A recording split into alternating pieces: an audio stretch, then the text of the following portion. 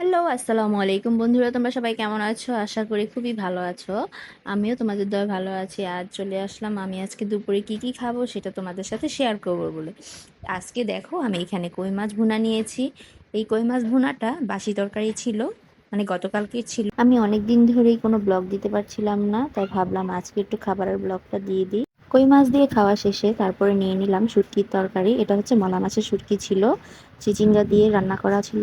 শুটকি খেতে আমার খুবই ভালো লাগে। তোমাদের কার কার কাছে শুটকি খুব ফেভারিট আমাকে কমেন্ট বক্সে অবশ্যই জানিয়ে দেবে।